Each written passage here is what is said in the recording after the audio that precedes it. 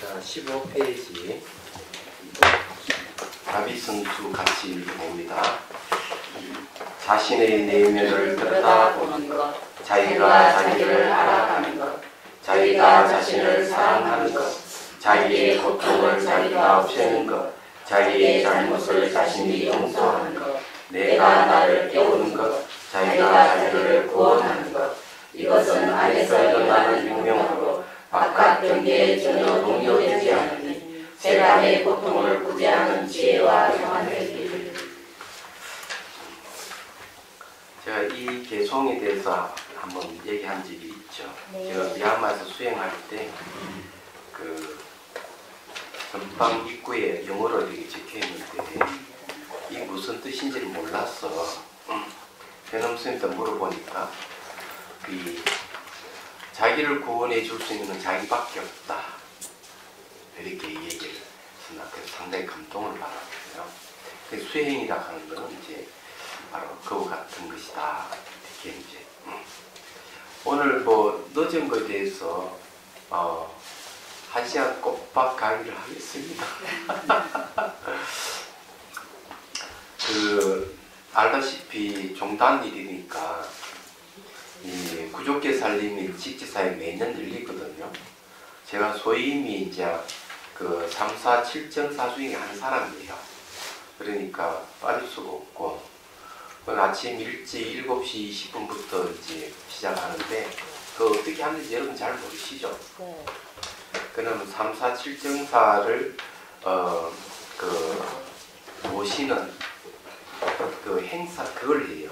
행사를 해요. 3, 4, 7성자가 뭐예요?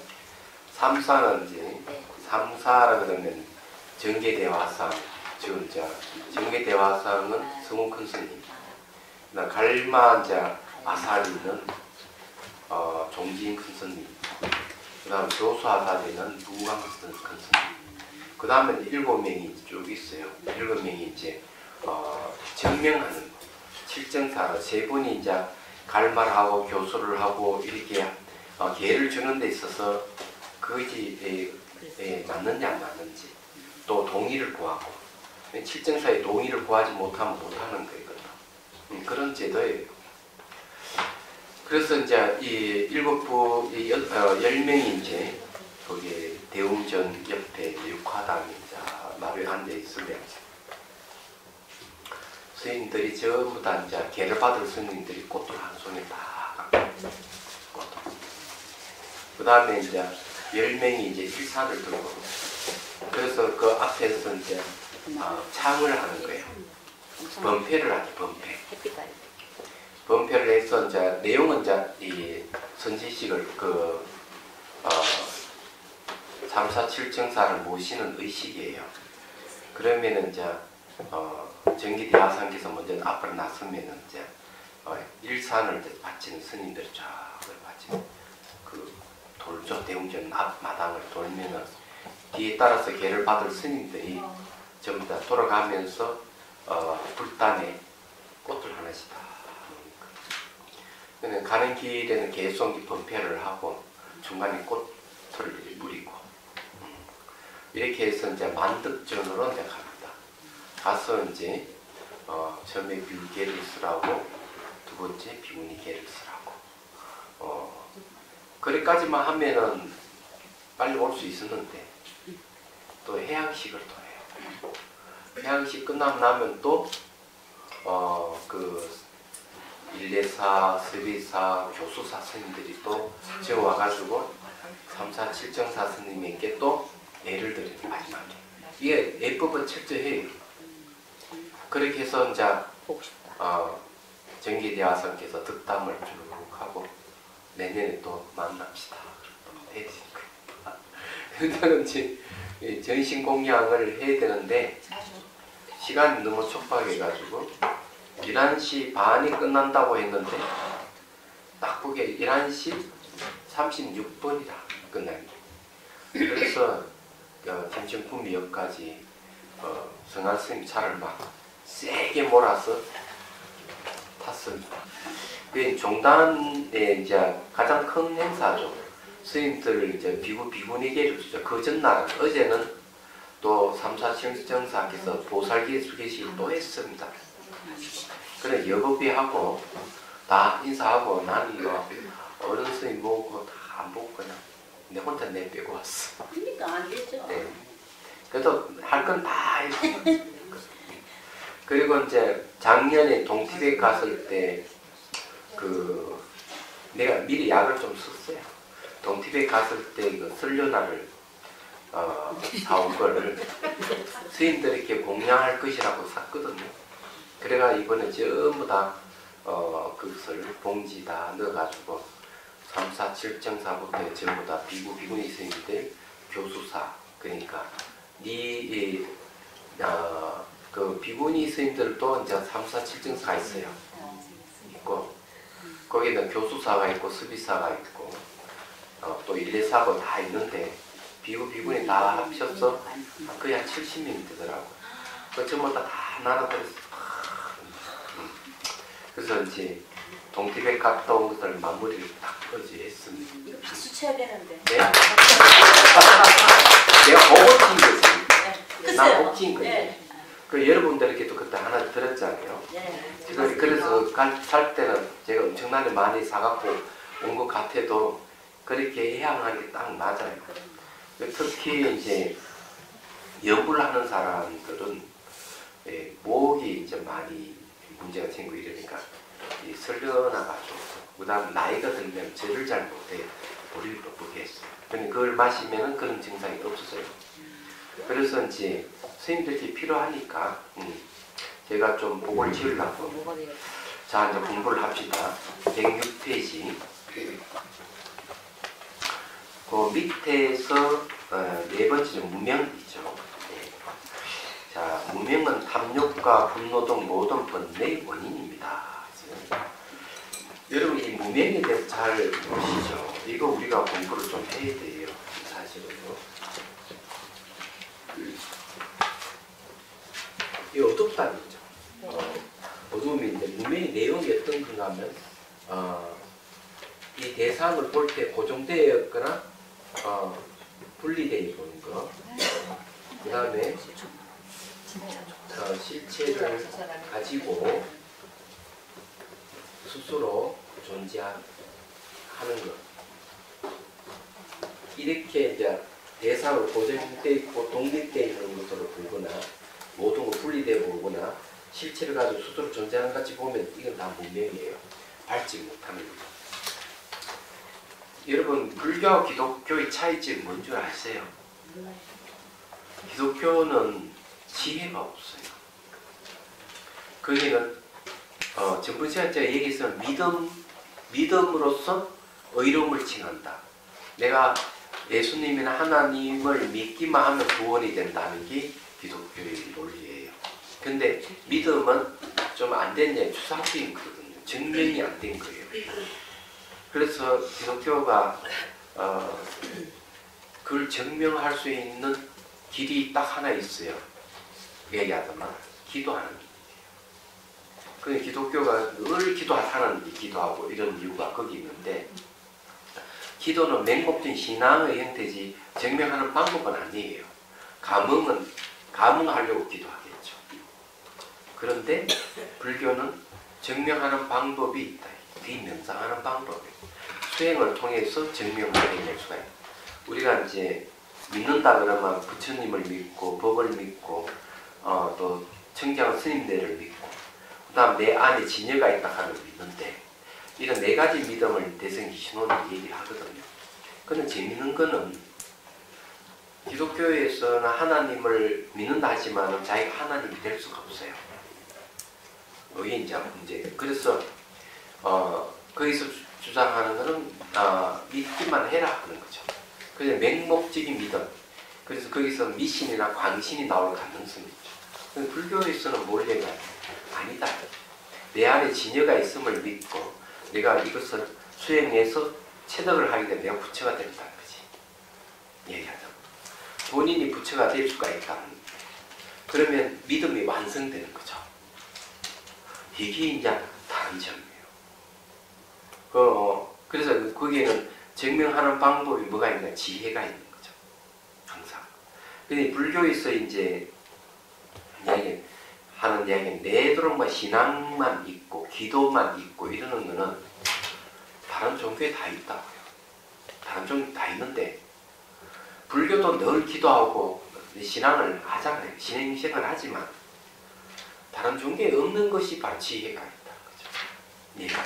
그래서 무명을 얘기하는 거예요. 지혜라 하는 것은 진리가 무엇인지를 아는 걸 얘기하는 거예요. 주진대로 아는 게 아니고 내가 검증해서 파악해서 알 수 있는 걸 얘기하는 거예요. 그렇게 알면 지혜인 거예요. 그걸 모르면 무명인 거예요. 근데 불교는 지혜가 있기 때문에 무명을 얘기를 하는 겁니다. 그래서 이제 오래도록 이제 강의를 제가 했는데 그 서울에 그 대구에 그 법당에도 강의를 합니다만 그러니까 한 분이 그랬대요. 스님 강의를 듣다 보니까 이제 비로소 이제 세상 보는 눈이 달라지고 마음이 참 편안해지고 이게 이제 오도라는 거죠. 그러면서 거기에서 이제 스님이 강의하는 내용이 되게 지혜의 가르침이기 때문에 그것이 처음에는 와닿지는 않지만 시간이 지나면서 달라질 때 있다. 이렇게 이제 얘기를 해요.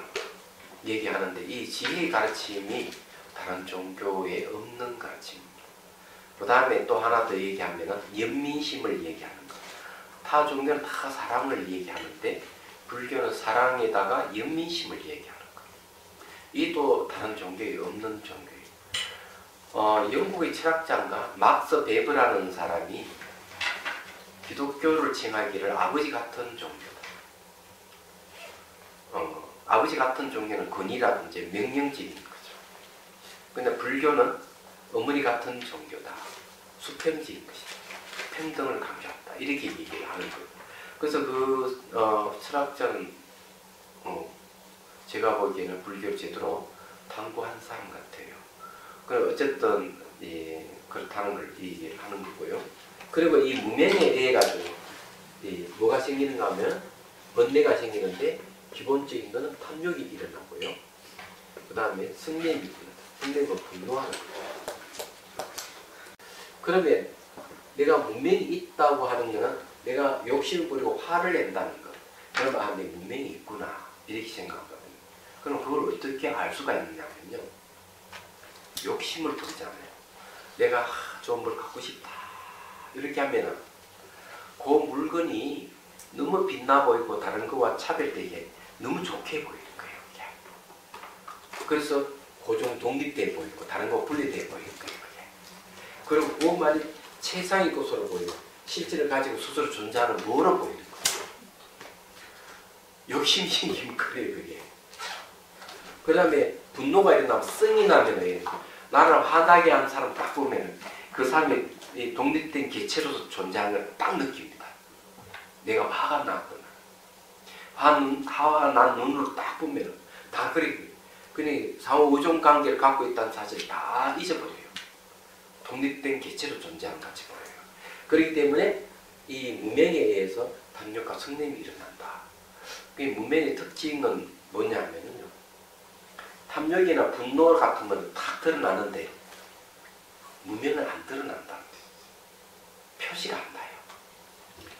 그래서 많이 배운 사람들, 엘리트라 하는 사람들도 무지가 있어서 함부로 행동할 때가 많아요. 예를 들어가지고 얘기하면은 제가 송강사 있을 때 그 사자로서 늘 수련회 하거든요. 이런 바기 수련회 하고 이러면 한 수련생이 부모님을 모시고 왔어요. 근데 방이 그 사자로 바로 앞이니까 그래 모시고 왔는데 그냥 딱 그냥 시골 할아버지 할머니야. 시골 할아버지 할머니. 수련생이 부모님 모셔왔는데 절 구경시켜주면서 이렇게 인사하러 왔는데 근데 그 할머니가 하는 행동이 참 재밌었어요. 모르고 하는 것이죠. 내 방에 개미들이 많이 다니니까 정말 엄지손가락 해가지고 이 개미 하면 딱 이렇게 바로 그냥 왜 사정도 없어요. 그런데 이런 행위가 시골 할머니 키만 있는가 하면 그렇지 않나요? 파리채 딱 잡고 파리 잡잖아. 그 저기 뭐고 고개 그거 보셨어요? 저기 뭐야? 네, 그 어디야? 스페인 그 뭐 음식점 낸 윤식당. 윤식당. 그 윤식당 중에서 그래도 그 저기 서진이라는 사람은 그 엘리트잖아요, 그죠? 그때 보니까 어디 시골에 어디 그 한데 보니 파리채 들고 바로 사정없이 다 죽이고 똑같아요. 얘기하죠. 그 왜 그러나? 왜 그러냐 이게. 그래서 이 무명은 잘 드러나지 않는 거예요, 이게. 그래 이게 인식을 잘못 그걸 죽이면 안 된다는 인식을 딱 가지고 있는 순간 지혜가 생긴 사람이 있어요. 우리 죽이면 왜 안 되느냐? 저 생명을 가진 존재, 마음을 가진 존재, 우리도 마음을 가진 존재. 모든 생명에서 한 우정 관계를 갖고 있다. 근데 그런 파리를 또 없애려면 어떻게 해야 되느냐? 청소를 잘 해야 돼요. 깨끗이 하고. 모기 같은 것도 마찬가지겠지만은 모기장을 치고 자고 뭐든 그래. 제가 이렇게 크다란 채를 늘 하나 갖다 놓거든요. 파리 들어오면은 딱 낚아채서 추방시킵니다. 제가 파리채가 없어요. 안 죽여요. 얘기하자면. 근데 파리는 그걸 알아요. 언제든 쫓아내면 언제든 또 들어오고 쫓아내면 들어오고 같이 전쟁을 치르지만 재밌습니다. 그리고 어쨌든 얘기하자면 그런 거거든요. 죽일 때는 반드시 이유가 있어야 된다. 이런 얘기를 하고 있어요. 죽일 때는 이유 없이 죽이면 안 되는 법이에요. 말하자. 예를 들어서 얘기하면 그렇다. 그 다음에 이제 무명의 특징을 또 하나 얘기를 하면 무명은요 마음을 움직이게 하는 겁니다. 그래서 우리가 무명에 의해서 생기는 게 업이라고 있죠. 업은 뭔가 하면요 마음의 움직임을 얘기해요. 마음을 움직입니다. 마음을 움직이면은 그 다음에 오는 게 뭐가 오느냐 하면은 괴로움.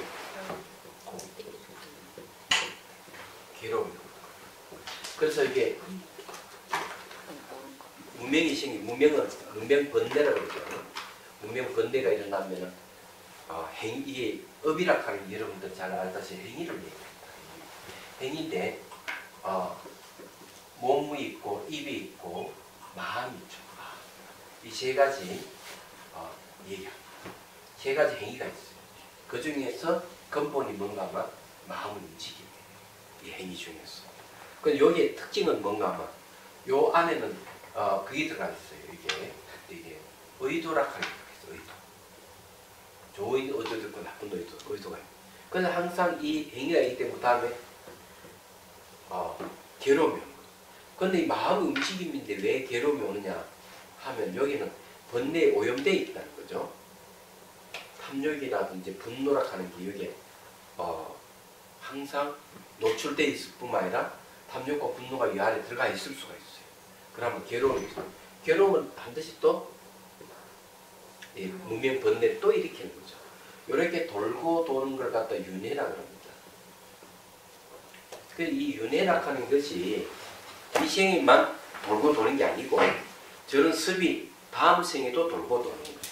그래서 여러분들이 내가 뭔가 심적인 괴로움이 있다 그러면은 마음의 움직임이 있었구나. 업이구나. 그 어떤 업이 있는 걸 살펴봐야 돼요. 그건 왜 생기느냐 하면 이게 문명 때문에 생겼구나. 이렇게 딱 이해하면 돼요. 얘기하는 거. 이런 가르침은 기독교에는 없다는 거지. 이건 지혜의 가르침이에요. 얘기하는 거. 그래서 여러분 늘 이런 얘기를 들었으면 여러분 수준이 상당히 높아져 있어요. 사실은요. 수준이 높아져 있는데도 본인이 모를 수가 있습니다. 내 수준을 알라 그러면은 사람들 만나서 이 얘기를 해보면은 벌써 수준이 생겼구나, 지혜가 생겼구나 하는 걸 알 수가 있어요. 그래서 여기 이제 얘기하자면은 그런 겁니다. 그래서 상대적으로 탐욕 등 다른 번뇌들과 달리 제거하기가 어렵습니다. 업종자의 현행이 감정, 생각 등의 심리들이 있고 7종류의 마음이기 때문에 우선 드러나는 것부터 지혜로 제거합니다. 또 여기 이제 얘기하면은 업종자라 하는 게 여기 업이라 하는 것이 분명히해서 업이 생기는데 또 마음이 저장이 돼요. 저장이 돼가지고 이것이 다음 생을 또 결정을 하는 거야. 야, 그래서 이게 이제 업종자라는 말을 쓴 겁니다. 얘기하자면. 그 이런 걸 이제 이런 것들이 이제 이 업종자가 우리 감정, 생각들 이런 걸 탁탁탁 나타내기 때문에 내 감정의 생각이라 하는 좀 움직임, 마음 움직임이기 때문에 이 탁탁탁 드러나는 것은 그 이면에 지혜에 의해서 드러나면 참 좋은데 지혜가 아닌 무명에 의해 가지고 마음의 움직임이 생겼다 이러면 너무나 힘이 드는 거예요. 이게 뭐라 해야 되나? 전심 아무것도 하고 이거 앞에 두고 가기 못하잖아요. 네, 드시면 안 돼요. 말도 안 돼. 왜요? 하긴 티베트에서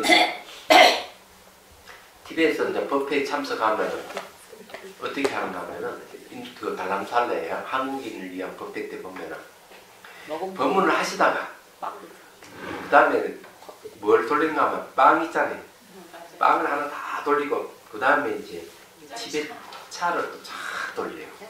그걸 또 먹고 그걸 먹고 그 다음 또 가기 법문을 또 하시는 거예요. 대중들도 같이 먹고. 자연스럽잖아요. 네. 그렇죠. 자연스럽죠. 근데 얼마나 자연스러운가 하면은 감기 걸리셔가지고 법문하다가 휴지 갖다 놓고 팽팽 풀어가면서 정말 그분은 예. 그러니까 그걸 그게 하나도 없는 거죠. 네, 가식이 없는 거죠. 가식이. 그런 걸 보면 자연스럽게 드십시오. 네. 이거만 말을 못해요. 좀 이따가 드세요. 네. 우리도 좀 쉬게요. 자, 그 다음 봅시다. 감정, 생각 등의 모든 번뇌는 공통적으로 생주 이멸의 흐름이 있습니다. 이 흐름을 끊어 무지에서 벗어나는 깨달음에는 4가지가 있습니다. 범부의 깨달음, 어린아이 같은 깨달음, 어른 같은 깨달음, 구경의 깨달음. 그래서 이 깨달음이라 하는 4가지 이제 깨달음이 있는데 이 범부의 깨달음이 사실은 불각이지, 불각. 네. 몸 깨달음은 무명인데도 이제 범부의 깨달음에 제가 이름을 넣었습니다. 요거는 아니까 제가 얘기를 할게요. 범부의 깨달음은 어떤 건가 이런 겁니다. 예, 생각이 벌써 지나가 버렸어요. 지나가고 난 뒤에 딱 돌이키면 그때 그렇게 말하는 게 아닌데 그게 멸하는 게 이제 그렇습니다. 예, 멸.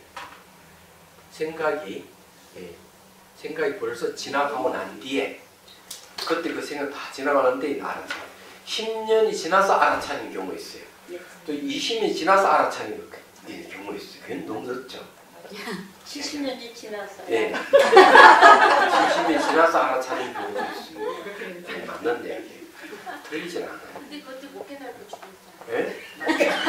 그것도 못 깨달고 죽는 사람이 있잖아. 그렇지. 맞아요. 근데 이제 고통 없이 너무 행복하게 사는 사람도 있잖아요. 그런 사람은 뭘 모르고 그냥 죽는 경우 많아요. 그냥 자기가 물질적인 어떤 풍요 속에서 계속 즐거움만 추구하다가 이런 분들이 이제 나쁜 점이 있고 좋은 점이 있어요. 나쁜 점은 뭔가 하면은 자기가 이렇게 서는 것이 당연시하면서 서는 사람들은 나쁜 결과가 와요.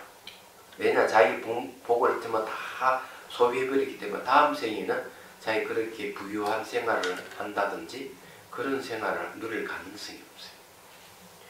근데 좋은 점 뭔가 하면 그런 사람들 중에서 보면 의식 깨 있는 사람이 있는데 그런 사람도 반드시 자기 갖고 있는 남에게 베풀어요.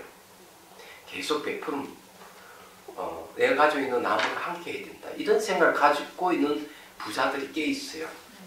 전 세계적으로 그런 사람 많잖아요. 다 보면 그런 사람은 다음 생에도 행복한 거예요. 예.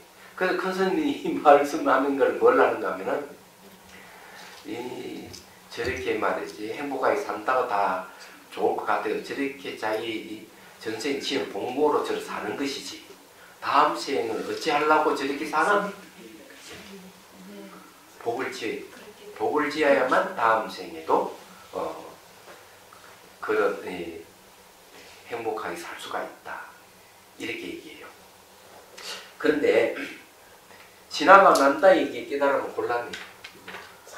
그렇지만 이제 지나고 난 다음이라도 반성을 하면 좋은 점이 있어요.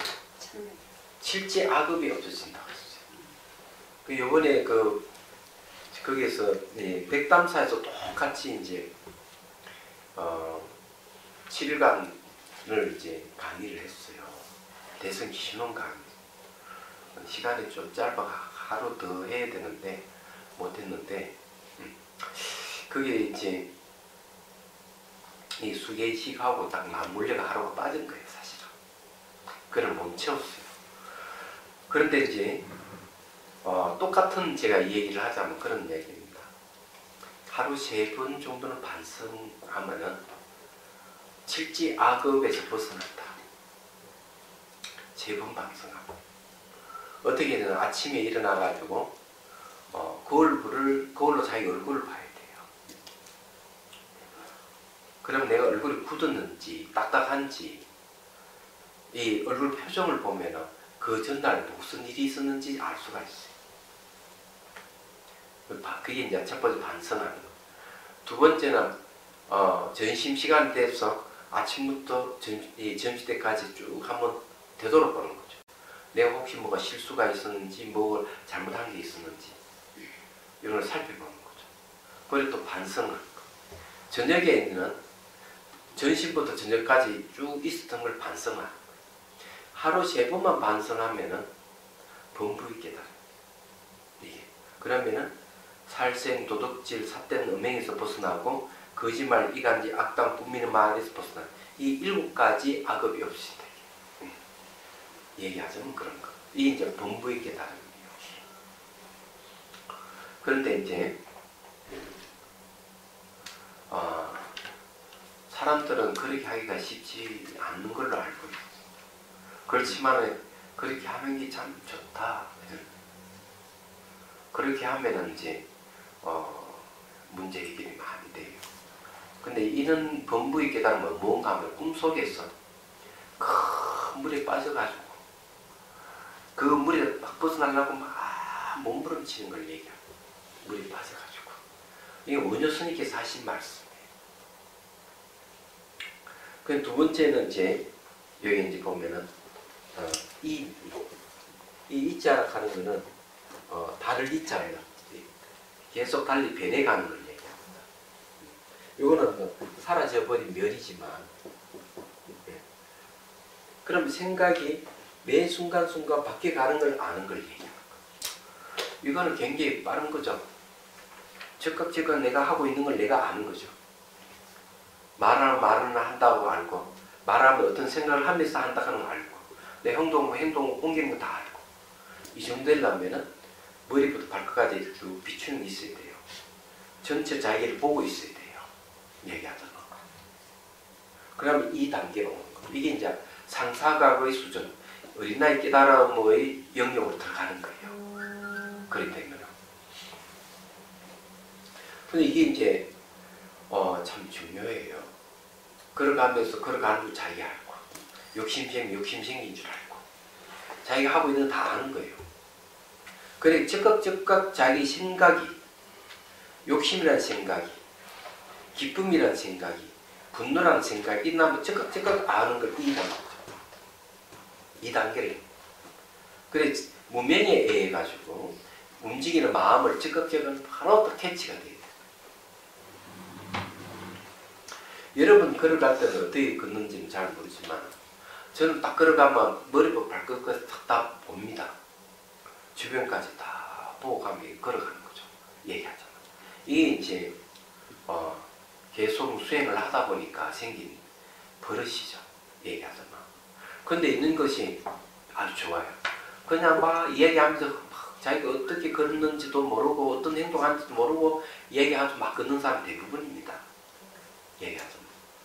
근데 이 얘기를 하면서도 자기 몸 상태를 다 알고 알면서 또 상대의 다를 살펴보면서 좋잖아요. 그래서 그걸 이제 걷기 명상, 걷기선 명상에서 그걸 할 수가 있는 겁니다. 이번에 저희 불교 박람회에서 한 200명이 같이 했는데 평가가 좋았다고 내년에도 또 할 것 같아요. 그래서 작년에는 홍보가 좀 덜 됐다 그러는데 그 강의실을 못 찾은 사람들이 있었어요. 저도 이제 한 40분 강의했나? 강의하고 바로 이제 나가서 한 줄 이게 옆으로 넉줄세례가 쭉 해서 하니까 200명이 같이 걸어갈 수. 처음에는 한 100명 정도지만 중간에 가면 한 더 길어져 한 200명 정도. 그래서 한 바퀴 이렇게 돌았죠. 딱 1시간 돌았는데 아마 그분들은 새로운 경험을 했을 거라 봅니다. 새로운 경험이라는 것은 이때까지 걷기 명상을 하는 것과 전혀 다른 차원을 사람들이 경험했을 것이다. 그래서 그냥 돌고 마는 게 아니기 때문에 가다가 서서 뭔가 마음을 쉬는 명상을 하고 이렇게 계단을 올라갔을 때는 심장이 뛰잖아요. 심장이 뛰면은 앞에 사물을 보면서 동시에 자기 심장 뛰는 걸 같이 보는 거예요. 그러면은 의식의 공간이 저기에서 여기까지 넓어지는 거죠. 그러면서 자기 심장 뛰는 걸 다 보는 거죠. 이런 훈련을 통해 가지고 이제 걸어가면 의식의 공간이 넓은 상태에 걸어갈 수가 있어요. 자기 뭘 하는지를 다 아는 거죠. 그런 걸 하는 거죠. 뭔가 마음 쉬는 것도 자기가 얼마만큼 마음을 쉬지 못하는 걸 알 수가 있어. 볼 때는 보려고 하지 말고 들으려고 하지 말고 느끼려고 하지 말고 그냥 스위치를 끄라. 그냥 보고 그냥 두고 그냥 느끼고 보이면 보이는 대로 내버려 두고 들리는 대로 내버려 두고 느낌이 있어 느낌도 내가 알아차리면 내버려 두고 그냥 스위치를 끄라. 근데 이 사람들이 스위치 전부 딱 꺼지면 성인이에요. 수행한 사람이에요. 안 돼요. 끊임없이 올라오죠. 그럼 올라오면 어떻게 그건 내버려 두라. 자연현상으로. 그래서 그냥 마음을 쉬는 거죠. 아무것도 하지 않는 거예요. 이런 훈련을 반복하게 되면은 스트레스를 해소하는 데 아주 좋아요. 상대히 비난하거나 하더라도 전혀 마음을 움직이지 않을 수가 있어요. 그냥 스위치를 딱 꺼버려요. 예. 맞상대를 안 하는 거죠. 그러니 스트레스 해소하는 데도 아주 효과적으로 해소할 수가 있죠.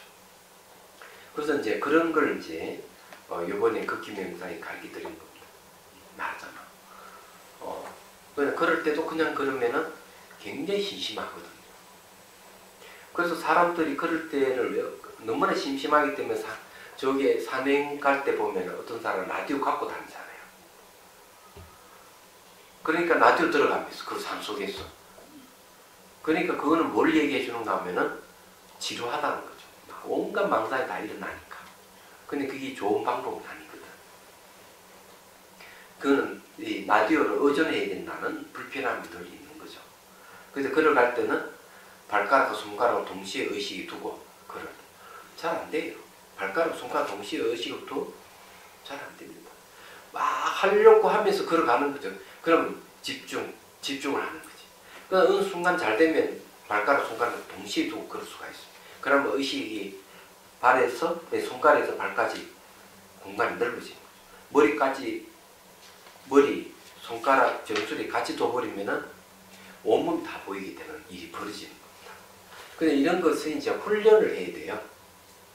훈련을 쭉 하면서 이렇게 생활하다 보면 마음을 이렇게 잘 훈련하면 좋은 점이 굉장히 많아요.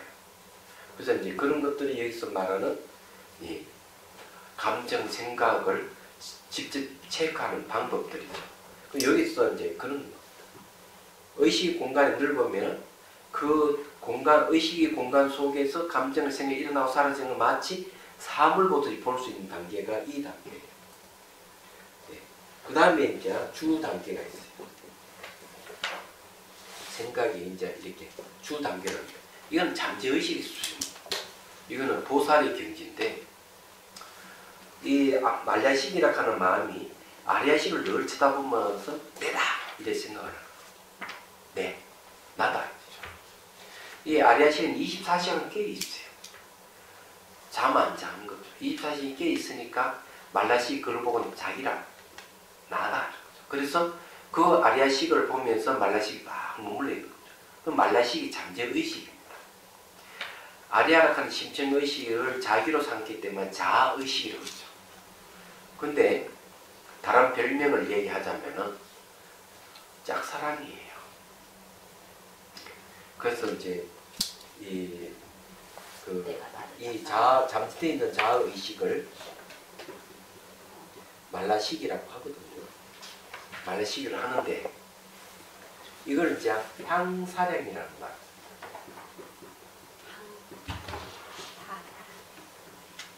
처음 들어보죠. 항상 생각한다. 항상 생각한다. 항상 뭘 생각한다? 아리야식 지금 내다. 항상 생각하는 거예요. 이 사량은 나한테 사랑으로 변했죠. 그래서 항상 사랑하는 거예요. 항상 사랑하는데 아리야식은 실제는 본질은 무아거든요. 무아를 갖다 자아로 잘못 생각하고 있는 거예요. 그걸 짝사랑이라고 하고 네, 착각이죠. 막 사랑을 그렇게 해도 항상 사랑을 하긴 하더라도 무아인 줄 모르고 무아인 줄 모르고 사랑하는 걸 뭐라 하나? 뭐 또 다른 게 뭐가 있지? 예? 진짜 뭐가 있어? 그래서 이게 왜 항상 항상 들어가냐면 아리야식이 24시간 늘 항상 깨어있는 마음이에요. 그게 잠이 없는 마음이거든. 그래서 말라식 그거 보니까 자기도 항상 사랑하는 마음이 생긴 거예요. 거기에 머물고 있는 거죠. 그 다음에 이제 생입니다. 생. 이 생은 뭔가 하면은 이제 수행을 해가지고 이 멸 단계에서 이 단계로 들어오죠. 그 다음에 여기서 이제 잘 알다시피 깨달음을 얻어요. 이 단계에서 깨달음을 얻고 이제 잠재적 성향으로 있는 잠재되어 있는 말라식을 이제 평등 성질을 바꿉니다. 바꾸면은 이 관찰하는 마음이 어디로 가느냐면은 아리야식의 영역으로 들어가요. 최심층 아리야식 영역에 막 들어가서 뭘 만나는가 하면은 최초의 한 생각이 착 일어나는 걸 이제 알게 돼요. 그걸 갖다 각심초기 심무초상 이래.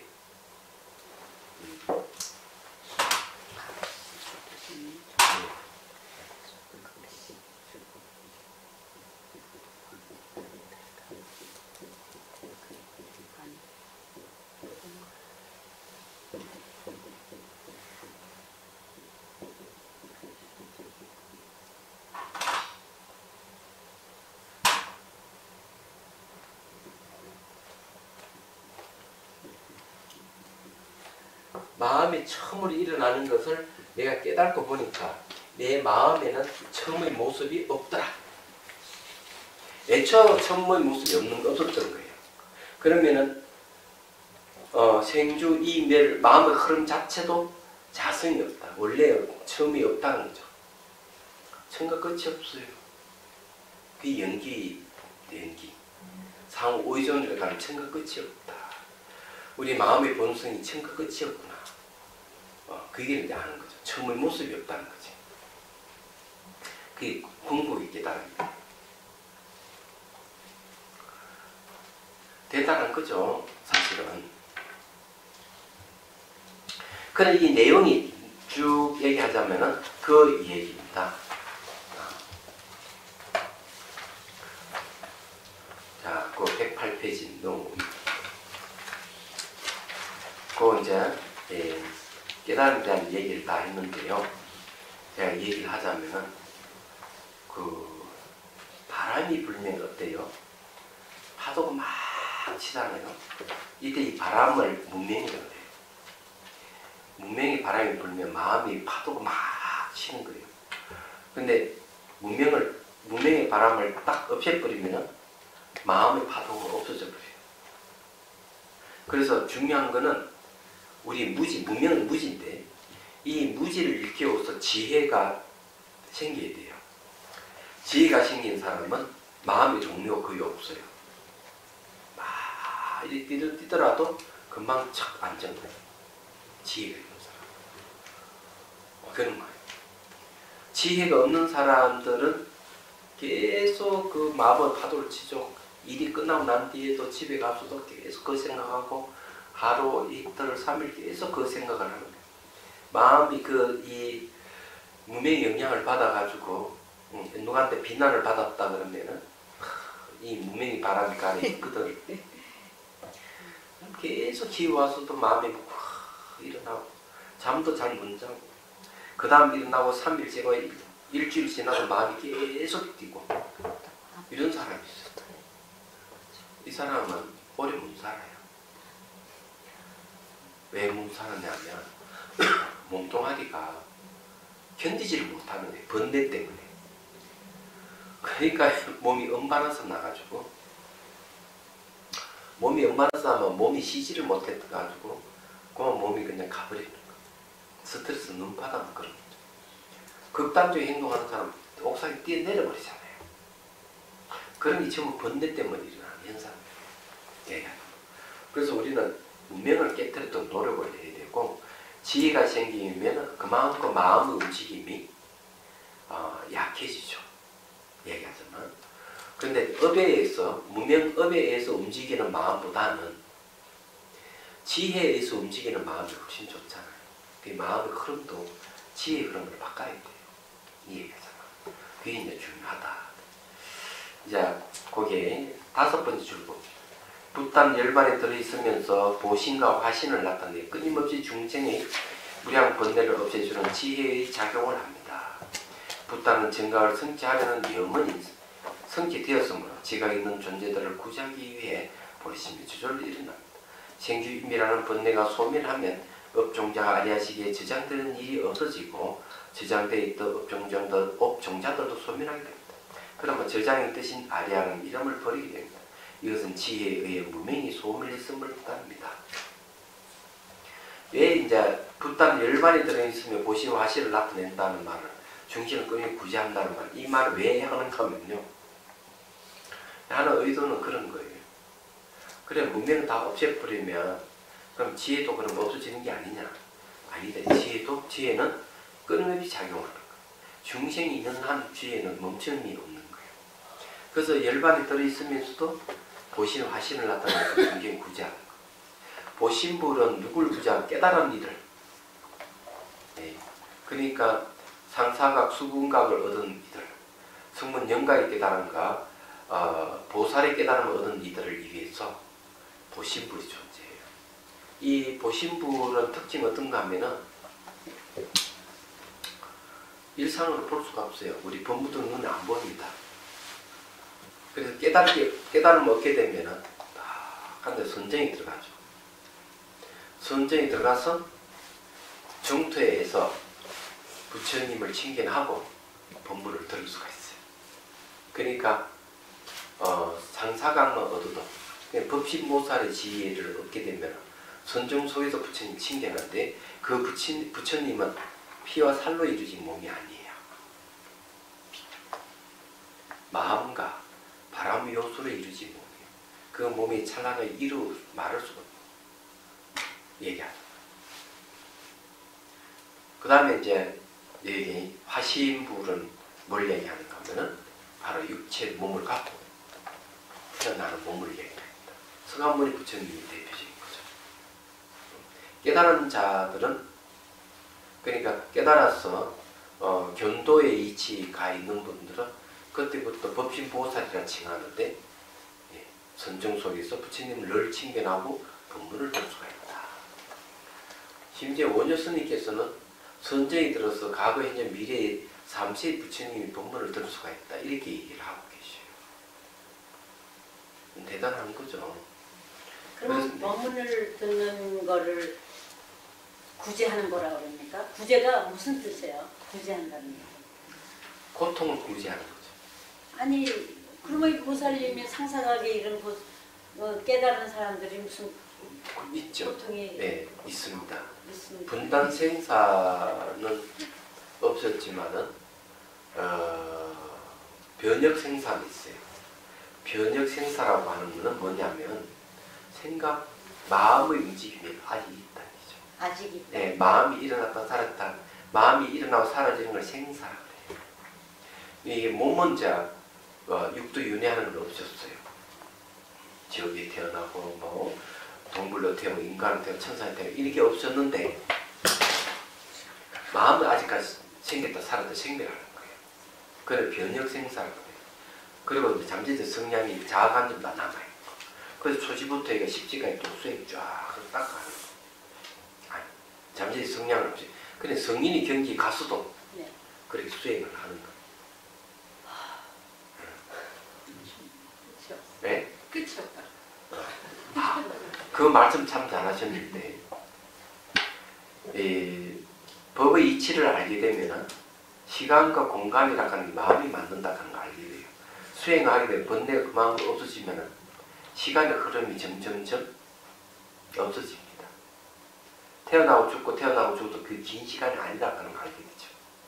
지루함도 없고. 근데 번뇌가 많을수록 지루함을 느끼죠. 그 언제 깨달아? 이러죠. 수행하다 보면 번뇌 힘이 약해지고 이러면 그런 게 없어지는 거예요. 그래서 수행하는 게 즐거운 거죠. 얘기하자. 그럼 깨달은 자라는 거가 부처라는 소리는 아니네요? 그러니까 상사각과 수분각은 네. 완전한 구경의 깨달음이 아니죠. 그런 깨달음을 분청정이에요. 부분적으로만 청정해졌다. 부처님이 되시면 만청정, 원만청정. 법신도 부처님의 법신을 원만법신이라 하잖아요. 그 이전에 보살의 법신은 원만법신이 아니에요. 얘기하자면. 그럼 이분들은 이제 부처님께 법문을 듣고 청문을 하고 또 수행을. 예. 저기 이제 예를 들어서 이제 얘기를 하면 무착이라는 논사는 네. 선정이 들어요. 그래서 어디 올라가는 건 도솔천으로 올라가. 도솔천 내용경에 가서 미륵보살의 법문을 들어요. 미륵보살의 법문을 다 듣고 다시 이제 지상에 내려와서 선정에서 깨어나요. 그냥 저수를 하는 거, 들었던 그대로. 그게 육아사지론 100권이에요. 논서가 나온 거죠. 근데 이름 미륵보살 이름으로 돼 있어요. 근데 무착보살이 듣고 와서 기록한 거. 중국에 124일 사신 허운선사가 있죠. 팔로군이 절에 와가지고 스님을 그냥 이 개머리판으로 팍 쳐버려요. 그러니까 이게 갈비뼈가 나가요. 얼마나 아프겠어요. 그런데 탁 맞으면 통증이 느끼는 순간 바로 산매에 들어가 버려요. 이 노스님이. 산매에 들어가가지고 도솔천에 올라가요. 그럼 미륵보살이 당신 지상에서 할 일이 더 남았으니까 더 일을 하시다 오시라고. 이런 일화가 있어요. 근데 그 허운선사를 존경하는 이 지도자들 굉장히 많죠. 지금 아직까지 중국의 지도부 중에서는 허운선사 제자도 있는 걸로 알고 있어요. 그 스님의 덕화가 얼마나 큰지 상상할 수 없어요. 돌아가시면 1950년대에 한번 돌아가셨을 거예요. 120살 사셨어요. 어마어마하죠. 하여튼 그렇다는 거죠. 근데 그 일화도 그런 산매에 들어가죠. 도솔천으로 올라가는 얘기가 있습니다. 그래 지금 현재 다음으로 오실 부처님이 이제 미륵 부처님인데 미륵 부처님이 많이 떨어야 하잖아요. 그래서 지금 도솔천에 와 있어요. 내용국에 살고 있어요. 다음에 이제 부처의 이제 오실 분이에요. 자, 그건 그렇고요. 잘못된 수행 방법에 대해서 이제 수행의 방편 중에 업종자를 제거하기는 그냥 도리어 업과 습을 만들어내는 마음작용이 있습니다. 그것은 상사로 수행하는 것입니다. 생각상과 생각사로 수행하게 되면 상사로 수행한 이미지가 아리아식의 잠재적 성향으로 저장됩니다. 저장된 업종자와 감각을 통해 다시 발현되어 영상과 생각으로 나타나는데 이 현상이 무의식적으로 나타나기 때문에 본인이 모릅니다. 왜냐하면 상사는 알아차림이 아니기 때문입니다. 대상의 이미지가 아리아식에 저장되는 시간이 17찰나이며 발현되는 것도 저장되는 시간과 같습니다. 여러분들 이게 무슨 말이냐면 물건이 하나 물질이 한번 바뀌는데 마음은 17번 바뀌어요. 그래서 대충 얘기하면 처음에 예를 들어가 이 주필의 사물을 보잖아요. 주필의 사물을 보면은 첫째는 잠재의식이 그냥 지나갑니다. 첫 단계는. 두 번째 단계에는 잠재의식이 요 반응해서 눈이 생겨요. 눈으로 생겨요. 세 번째는 의식으로 나타나요.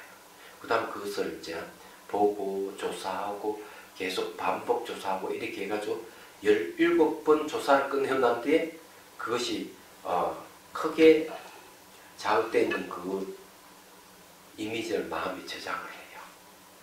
얘기하잖아. 근데 약하게 인식된 건 저장을 안 하는데 저장되더라도 약하죠. 그냥 강력한 것만 마음이 저장을 합니다. 여기 이제 그리고 이 상사 수행은 생각상과 생각사로 하잖아요. 여기 알아차림이 없죠. 알아차림은 아주 날카롭게 예민하게 해야 되거든요. 즉각 아는 거죠. 이게 우리 산물만 즉각 알잖아요. 이 즉각 아는 훈련을 많이 해야 돼요. 이 알아차림을 하는 겁니다. 즉각 아는 것을 그냥 알아차림이라 이 생각하면 돼요. 이런 훈련을 하게 되면 내가 마음이 사물을 인식할 때 내 시선에 예를 들어가지고 이 대상이 있다면 시선에게 탁 접촉을 알아요. 접촉한 촉을 알아요. 근데 일반 사람은 아무리 사물을 봐도 내 의식이 사물에 접촉되는 걸 모른단 말이에요. 근데 알아차리는 훈련이 잘 돼 있는 사람은 이게 탁 접촉되는 걸 아는 거예요. 대상. 그걸 촉이라 하는 거 아는 거죠. 저는 이렇게 보면 바로 탁 돼요.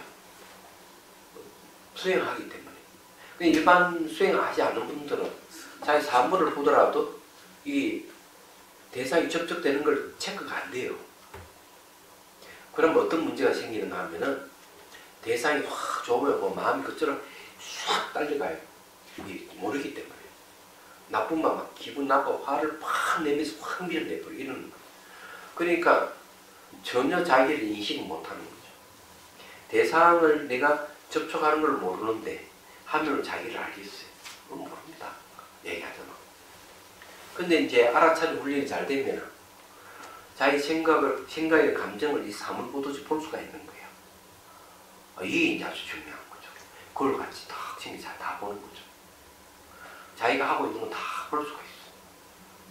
그렇기 때문에 이 생각이 일어나는 거 즉각 바로 탁 체크 다 하는 거죠. 생각 사라지는 것도 다 체크 다 하는 거예요. 근데 이제 상사 수련을 하게 되면 알아차림이 없기 때문에 이 생각이 오르고 사라지고 이걸 체크를 못 하는 거예요.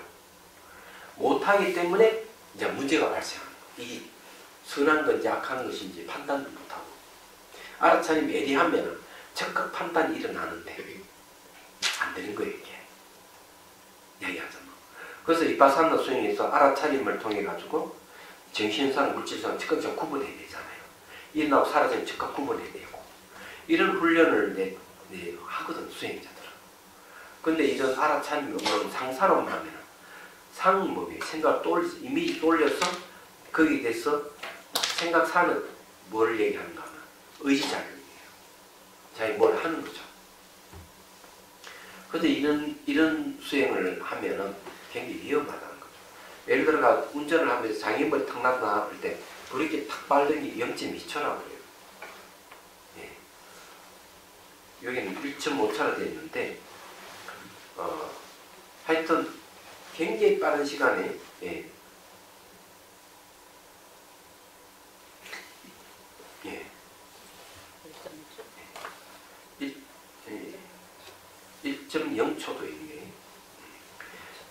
발행은 1.0초라고 해요. 식 판단은 1.5초고요. 그러면 합계가 2.5초 정도. 이게 1.5초라고 하면 굉장히 빠른 점. 그걸 이제 딱 보고 이제 브레이크를 탁 밟는다는 거죠. 얘기하잖아. 근데 이거보다 더 빨라요. 물질이 한번 바뀌는 이게 17찰나 가는 거, 이건 더 빠른 거죠. 한마디로 얘기하면. 근데 이게 1년이면 90찰나가 하기도 하고, 마음이 이게 얼마나 빨리 변하는지 상상할 수가 없어요. 그래서 여러분 이 사물과 고정되어 보이거나 분리되어 보이거나 스스로 존재하는 같이 보이는 건 다 가짜예요. 대상 굉장히 빠르게 변하거든요. 근데 그걸 이미지를 받아들여가지고 우리 머릿속에 있는 이미지는 안 바뀌거든요. 그래서 우리 여러분들이 사물을 인식하는 뭘 인식하느냐?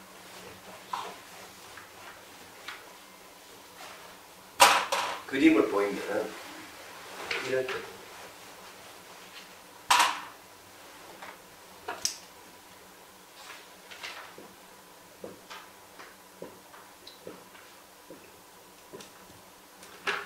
요건 이제 눈이고요. 요건 마음이에요.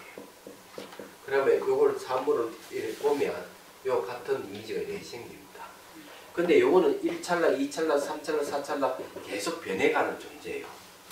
계속 변해가는데 이게 요거 보면 일주일 전에 본 그건 지금 본 거 똑같이 보이잖아요. 그렇죠? 실제는 변하고 있는데 왜 똑같이 보이는가 하면은 눈이 요 사물을 보는 게 아니에요. 전혀 안 봐요. 요걸 봐요. 요는 보는 부분이고 요는 보여지는 부분이에요. 그러니까 요는 주관이고 객관은 내 마음 안에 나타난 이미지를 보고 있는 거야. 그래서 사람은 내 안의 이미지하고 바깥 이미지를 이걸 동일시하는 동일한 게 아니에요. 그건 유사합니다. 유사성이에요. 그래서 이 사람들 보면은 여러분들이 내가 총강사 했을 때 전화를 한 통을 받았는데 상담 아닌 상담을 하게 됐는데 아주 골치 아픈 상담을 받았어요. 이분 이야기는 자기는 이때가 직장 다니 이러다가 연애 한번 못 해봤다가 그냥 나이가 이제 들어가 노처녀가 돼가지고 연애를 했대. 너 소개시켜줘. 근데 이 남자가 미국으로 유학 갔어요. 유학 갔는데 처음에 전화를 하면은 잘 받아주고 뭐 이런데 시간이 지나면서 룸메이트가 전화를 안 받아줘. 느낌이 자기 짝 피하는 것 같아. 뭐 어째서면 좋겠냐 나보고. 자기 마음이 아프다. 해결책이 좀 달라지. 그런데 그래서 콩깍지 씌었다. 그래서 처음 그 남자를 보고 굉장히 좋은 인상을 가졌다는. 지금 벌써 안 만나주겠다 그러면 벌써 이게 쪽 난 거거든요. 그럼 포기를 해야 되는데 왜 포기 못 하느냐면 처음에 좋았던 그 인상이 계속 남아있는 거예요. 남아있어가지고 그것이 그 남자에게 투영되어 있는 거예요. 그 남자는 벌써 마음이 떠나버렸는데 내 이야기를 해줬어요. 당신 콩깍지 이론을 아느냐고. 자, 이 콩깍지 이론이 여러분들 전부 다 사물 고정되어 있고 분리되어 스스로 존재하는 것 같이 그걸 진짜 그대로 믿는다면 자, 콩깍지 있게 있는 거예요. 그렇게 눈에 보이더라도 그걸 그렇지 않다 하는 걸 알아야 돼요. 그렇지 않다는 아는 걸 지혜라고 해요. 오늘 여기까지만 하고요. 네. 다음 시간에 또 공부하도록 하겠습니다. 네. 아이고, 15 오버했네.